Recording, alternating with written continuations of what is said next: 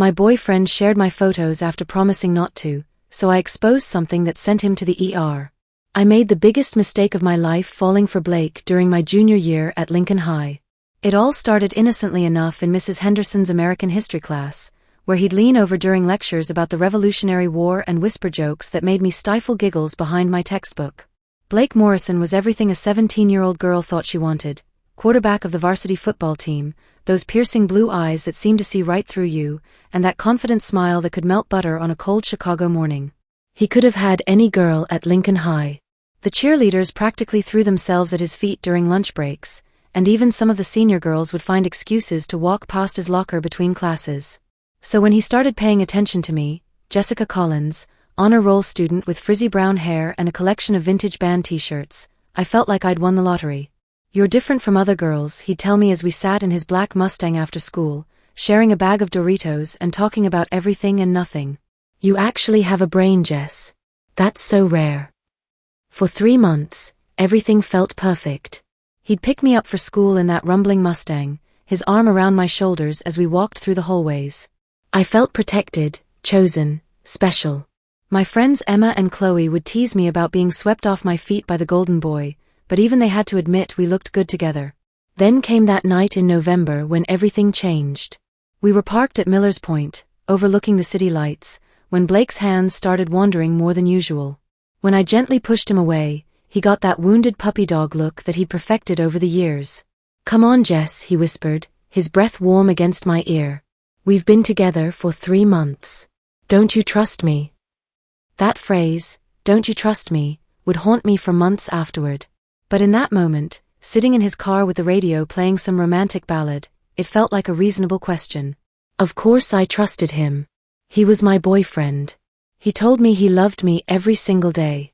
"I'm not ready for that," I said, my cheeks burning with embarrassment. "I'm not talking about that," he laughed, but there was something calculating in his eyes. "I'm talking about pictures, Jess. Just something to remind me of you when we're apart. Nothing crazy, just, something special. Between us." The way he said it made it sound so innocent, so romantic even. Like I'd be giving him a piece of my heart to carry around. "I would never show another living soul," he promised, his hand finding mine in the darkness. "You know me better than that." I should have said no. Every instinct in my body was screaming at me to say no. But when you're 17 and convinced you're in love, you do stupid things. You ignore the red flags. You trust the wrong people. "Promise me," I whispered. "Swear on everything that matters to you that these stay between us." Blake's eyes lit up like Christmas morning. "I swear on my grandmother's grave, Jess. Just between us. Forever." 2 days later, I would learn exactly what Blake Morrison's promises were worth. Walking through the halls of Lincoln High on that Wednesday morning felt different somehow. Maybe it was the way conversations seemed to stop when I passed, or how people's eyes lingered on me a little too long. But I brushed it off as paranoia until I reached my locker and saw Connor Hayes leaning against the adjacent wall, that insufferable smirk plastered across his face. Connor was Blake's best friend and fellow football player, the kind of guy who thought being on varsity gave him license to treat everyone else like they were beneath him. He had a reputation for being crude and loud, always making inappropriate jokes during lunch that made the teachers cringe. Well, Connor drawled as I fumbled with my combination lock. "Nice photo shoot, Jessica. Very artistic." The blood in my veins turned to ice water. My hands froze on the metal dial as his words sank in. Photo shoot. He knew. Somehow, Connor Hayes knew about the pictures I'd sent Blake just 2 nights ago. "What did you just say?" My voice came out as barely a whisper, but Connor heard every word. "Oh, come on," he laughed, that cruel sound echoing off the lockers. "Don't play dumb. Blake showed me that cute little selfie you sent him. Gotta say, you're more adventurous than you look, Collins." The hallway started spinning around me. Students were staring now, some with curious expressions, others with that particular brand of teenage cruelty that feeds on drama and humiliation. I slammed my locker shut and marched straight toward Blake's usual morning hangout spot by the gym. I found him surrounded by his usual crew of football players, all of them laughing about something that died on their lips the moment they saw my face. Blake's expression shifted from casual amusement to something that might have been guilt, but he quickly covered it with that charming smile that had fooled me for so long. "Hey babe," he said, reaching for my hand. "You look." "Don't you dare touch me," I hissed, yanking my hand away. The entire group went silent, sensing the storm that was about to break. "Connor just congratulated me on my photo shoot, Blake. Want to explain that?" I watched his face cycle through emotions, surprise, panic, and then that calculated look I was starting to recognize. "Jess, you're overreacting. Nothing happened." "Nothing happened?" My voice was getting louder now, and other students were starting to gather, drawn by the promise of drama. "Your best friend just referenced pictures that you swore you'd never show anyone." Blake glanced around nervously at the growing crowd. "Look, it was an accident, okay?" My phone fell out of my pocket in the locker room, and Connor picked it up. He accidentally saw something when he was trying to help. I didn't show him anything on purpose. The lie rolled off his tongue so smoothly that for a split second, I almost believed him. Almost. But I'd seen Connor's smirk, heard the way he'd said photo shoot, like he'd been looking forward to this moment. "You're lying," I said, my voice breaking slightly. "You promised me, Blake. You swore on your grandmother's grave." "Jess, please just calm down and let me explain." "No." The word exploded out of me with all the rage and betrayal I was feeling.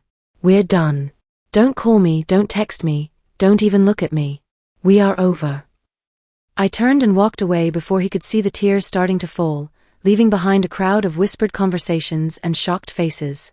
Blake called after me, but I didn't turn around. I'd trusted him with something precious, something private, and he'd thrown it away like yesterday's cafeteria pizza. As I pushed through the school's front doors and into the cold November air, I had no idea that this was just the beginning. Blake Morrison wasn't done destroying my life, he was just getting started. I thought breaking up with Blake would be the end of it. I thought I could just avoid him for the rest of junior year, graduate, and move on with my life. I was wrong about a lot of things back then, but I was especially wrong about how low Blake Morrison was willing to sink. The first sign that something was off came from my best friend Emma. We'd been inseparable since middle school, the kind of friendship where you finish each other's sentences and share everything from lip gloss to deepest secrets. But suddenly, Emma was acting strange around me. It started small. She'd avoid eye contact during lunch, claim she had to leave early when we made plans, and give me one-word answers to texts that used to spark hour-long conversations. At first, I thought she was just being weird about the Blake situation. Some people get uncomfortable around relationship drama, and Emma had never been great with confrontation. But then Chloe Williams, a girl from our chemistry class, pulled me aside after school one Friday. "Jessica, I thought you should know," she said, glancing around nervously like she was about to reveal state secrets. "I saw Emma and Blake together at the Starbucks on Maple Street yesterday. They looked close." Close. That one word hit me like a sledgehammer to the chest. "What do you mean, close?" "His hand was on her leg," Chloe continued, her voice barely above a whisper. "And she was laughing at something he said. Like, really laughing. The way she used to laugh with you." I wanted to call Chloe a liar, to defend my best friend and insist there had to be some explanation. But deep down I knew. All those weird looks, the sudden distance, the way Emma's phone would buzz with texts she'd quickly hide, it all made horrible sense now. That weekend, I confronted Emma directly. I called her house, and when she didn't answer, I drove over in my mom's Honda Civic. Her mother let me in with that overly bright smile adults use when they know something's wrong but don't want to get involved. I found Emma in her bedroom, supposedly doing homework, but her history textbook was upside down. "We need to talk," I said, closing the door behind me. Emma looked up with those guilty eyes that confirmed everything before she even opened her mouth. "Jess, I can explain. Are you dating Blake?" The silence stretched between us like a chasm. Emma's face crumpled, and she started crying, not the pretty kind of crying they show in movies, but the ugly, snotty kind that comes from real shame. "It just happened," she sobbed. "He was so hurt after you broke up with him, and we started talking, and he said you'd been lying about him, that you'd given him permission to share those photos as some kind of test." "And you believed him?" I felt like I was watching our friendship disintegrate in real time. "Emma, you've known me for 5 years. How could you believe I would lie about something like that?" "I don't know," she wailed. "He was so convincing, and he seemed so genuine when he talked about how much he missed you. He said he only wanted to make you jealous so you'd take him back. I stared at my former best friend, this girl who'd slept over at my house countless times, who knew all my secrets, who I'd trusted with everything, and realized I was looking at a stranger. Enjoy him, I said quietly, and walked out of her room, out of her house and out of her life. The drive home was a blur of tears and rage. I thought I'd hit rock bottom with Blake's betrayal, but losing Emma felt like losing a piece of myself. I pulled into our driveway and sat in the car for a long time, trying to compose myself before facing my family. I should have stayed in that car. I should have driven anywhere else but home. Because what I was about to discover would make Blake's betrayal and Emma's backstabbing look like child's play. Nothing could have prepared me for what I found when I walked into our house that afternoon. I'd left track practice early, claiming I felt sick, which wasn't entirely a lie, considering the Emma situation had left me nauseous with betrayal. All I wanted was to hide in my room with a pint of Ben & Jerry's and pretend the world didn't exist. The house was supposed to be empty. Mom was at her book club meeting, and my 15-year-old sister Lily should have been at her friend's house working on a science project. But as I climbed the stairs to my room, I heard something that made my blood freeze in my veins, Lily's laugh, followed by a deeper voice that I recognized all too well. My feet moved without conscious thought, carrying me down the hallway toward my sister's bedroom. The door was cracked open just enough for me to see inside, and what I saw made me feel like I was drowning in my own horror. Blake Morrison, my ex-boyfriend, the guy who'd just destroyed my friendship with Emma, the person who'd already violated my trust in the worst possible way, was in my little sister's bed. And Lily, my baby sister who I'd spent years protecting from exactly this kind of situation, was wrapped up in his arms like they'd been together forever. I must have made some kind of sound because Lily's head snapped toward the door. When she saw me standing there, her face went white as paper, and she scrambled to pull the covers up around herself. "Jessica," she gasped, her voice high and panicked. "I can explain." But I wasn't looking at her anymore. I was staring at Blake, who had the audacity to look annoyed by my interruption rather than ashamed of what he was doing. "Get out," I said, my voice deadly quiet. "Get out of my house right now."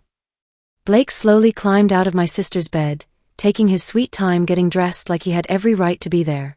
"Jess, before you freak out, you should know that Lily came on to me. I was just trying to be nice.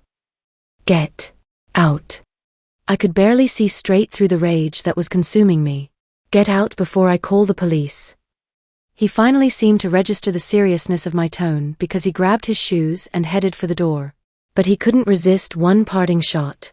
"Your sister's more mature than you are," he said as he brushed past me.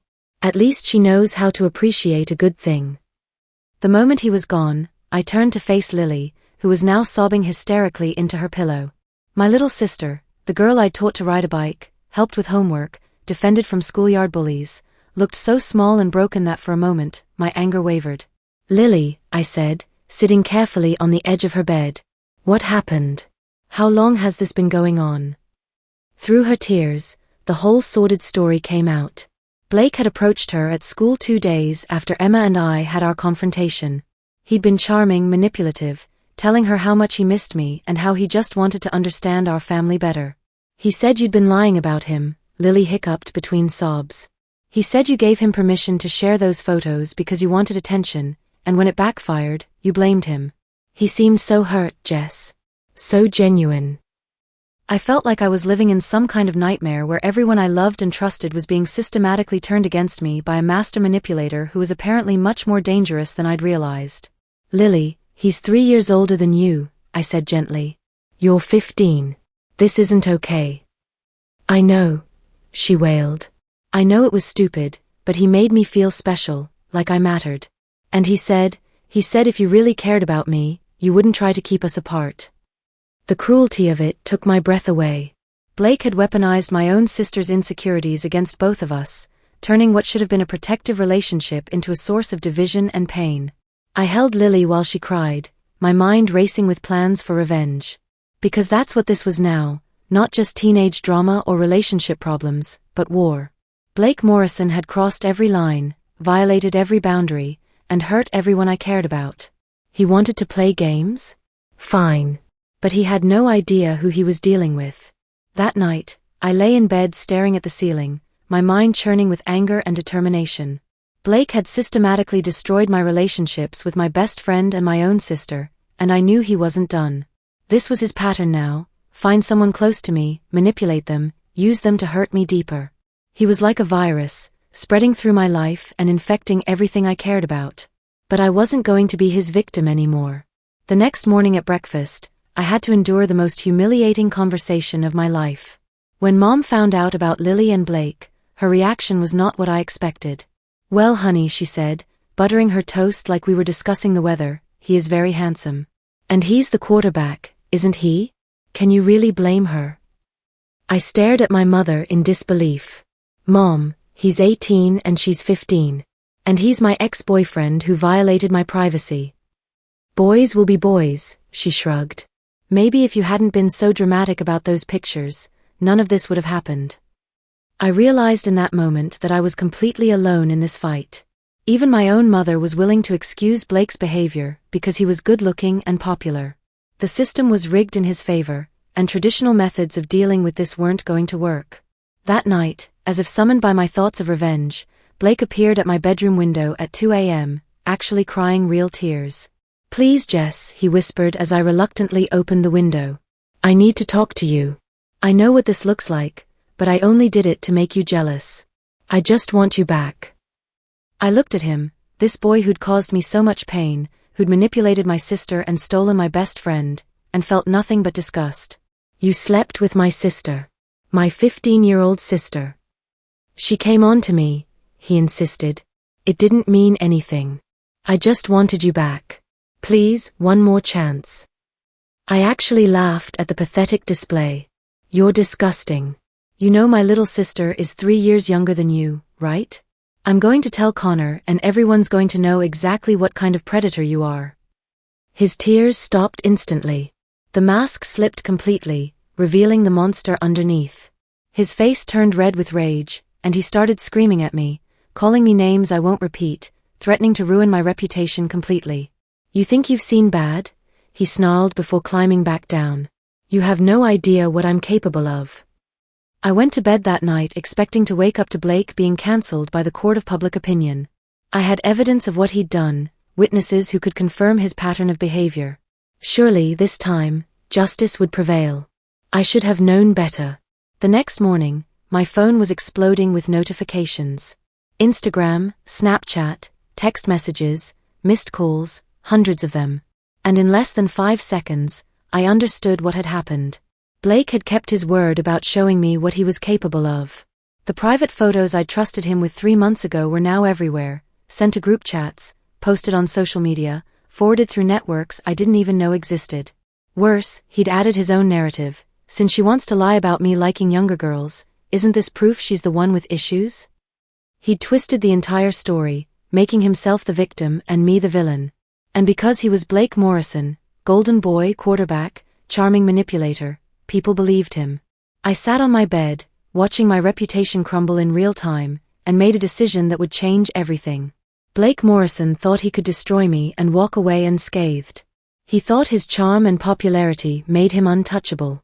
He was about to learn how wrong he was. I'd been thinking about this all wrong. I'd been playing defense when I should have been playing offense. Blake's greatest strength was his ability to manipulate people, to make them believe his version of reality. But every strength can become a weakness if you know how to exploit it. I needed to find someone he'd want to pursue, someone he couldn't resist adding to his collection of conquests. But it had to be someone special, someone with a secret that would make Blake's life very complicated. That's when I remembered Natasha Rodriguez. Natasha and I had been lab partners in chemistry the previous semester. She was beautiful in that effortless way that made other girls hate her: long dark hair, perfect skin, and the kind of confidence that came from knowing exactly who she was. She was also fiercely intelligent and had absolutely no tolerance for male stupidity. Most importantly, Natasha had a secret that Blake Morrison would never see coming.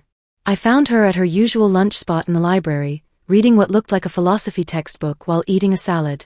"Natasha," I said, sliding into the chair across from her. "I need your help with something, and I think you're going to find it very interesting." She looked up with those sharp dark eyes that seemed to see right through people's pretenses. "This is about Blake Morrison, isn't it?" I wasn't surprised she'd already figured it out. Natasha was scary smart. How much do you know about what he's been doing? Enough to know he's a predator who's been systematically destroying your life, she said calmly.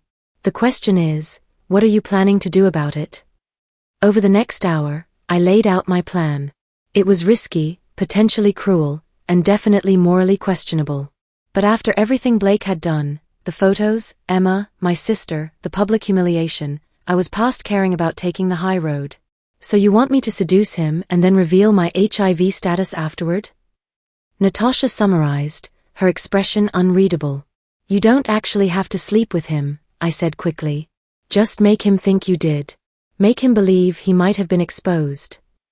Natasha was quiet for a long moment, considering. I held my breath, knowing this entire plan hinged on her agreeing to help me. Finally, she smiled, not a nice smile, but the kind of smile a predator gives its prey. Jessica, I've been waiting my entire high school career for someone to give me a good reason to take Blake Morrison down. He tried to corner me at a party last year, and when I rejected him, he spent weeks spreading rumors that I was a lesbian. I hadn't known about that, but it didn't surprise me. Blake's cruelty knew no bounds. The HIV thing won't work though, Natasha continued. Too easy to disprove with a simple test. But I do have herpes, which is permanent and much harder to test for immediately. Plus, the stigma is almost as bad. I stared at her in shock. I'd been planning to have her lie about an STD, but she actually had one? Car accident when I was 14, she explained matter-of-factly. Blood transfusion from a donor who didn't know they were infected. I've been living with it for 3 years. It's not a big deal medically, but people are idiots about STDs. The plan shifted and evolved as we talked. Natasha would start appearing in my social media posts, looking like my new best friend and confidant. We'd make sure Blake saw us together, laughing and bonding, with me posting captions about how Natasha was helping me heal, and the only one who truly understood. It would drive him crazy. His ego wouldn't be able to handle the idea that I was moving on, that someone else was taking his place as the most important person in my life. He'd have to make a move.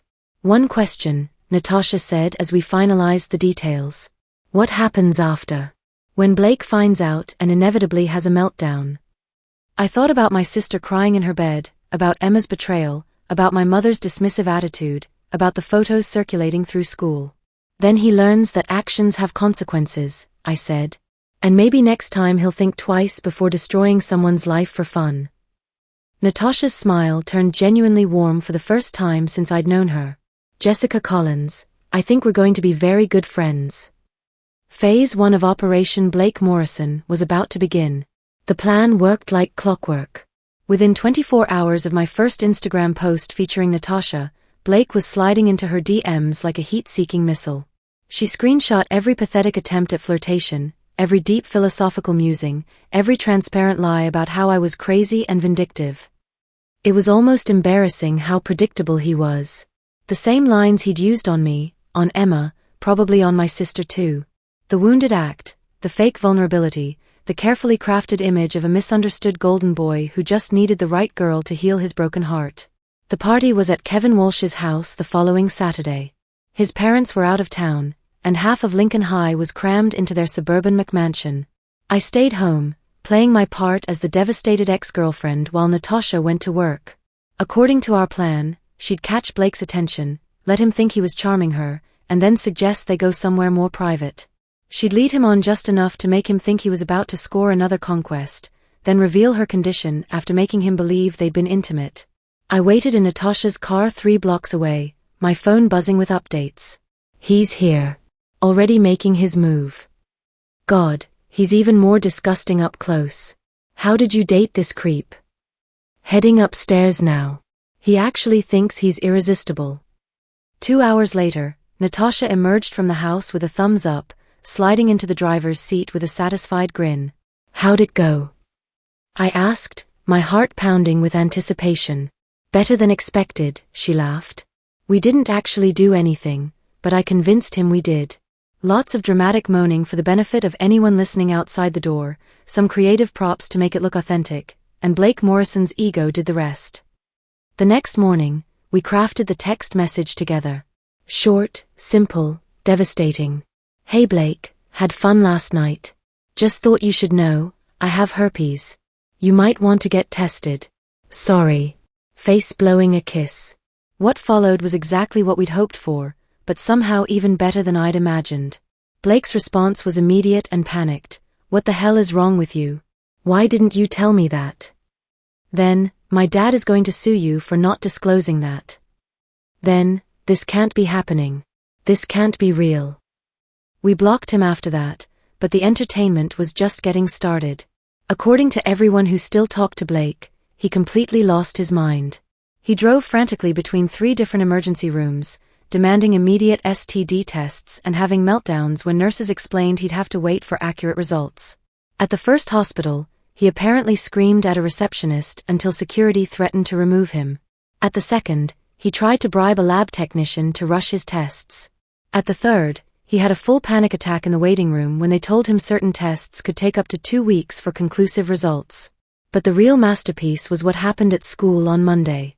Blake Morrison, the golden boy who'd cruised through high school on charm and good looks, showed up looking like he hadn't slept in days. His usual confidence was completely gone, replaced by paranoid glances and nervous fidgeting. He kept checking his phone obsessively, probably Googling herpes symptoms for the 100th time. During lunch, I watched from across the cafeteria as Connor approached him. Even from a distance, I could see Blake flinch when his best friend clapped him on the shoulder. Heard you had an interesting weekend, Connor said, loud enough for nearby tables to hear. Blake's face went pale. What did you hear? Relax, man. Just that you hooked up with that hot girl Natasha Rodriguez. Nice work. The irony was beautiful. Connor was congratulating Blake for what he thought was a conquest, not knowing it was actually the beginning of Blake's downfall. Word spread quickly after that. Blake Morrison had hooked up with Natasha Rodriguez, and now he was acting paranoid and weird. People started putting pieces together. When someone mentioned seeing Blake at the emergency room on Sunday night, the rumors really took off. By Wednesday, everyone knew. Blake Morrison, the untouchable golden boy, had potentially contracted an STD from a one-night stand and was spiraling into panic-induced madness. The beautiful thing was that no one felt sorry for him. After years of his arrogant behavior, after all the girls he'd used and discarded, after the way he'd treated me specifically, people were actually enjoying his downfall. Calm as a bitch, I heard someone say as Blake hurried past with his head down. For the first time in months, I smiled a real smile. Blake Morrison had thought he could destroy my life without consequences. He'd thought his popularity and charm made him untouchable. He was wrong. As I watched him disappear around the corner, probably heading to the nurse's office to demand another explanation of STD testing procedures, I felt something I hadn't felt since this whole nightmare began: peace. Sometimes the bad guys really do get what's coming to them. Sometimes the victim gets to write the ending.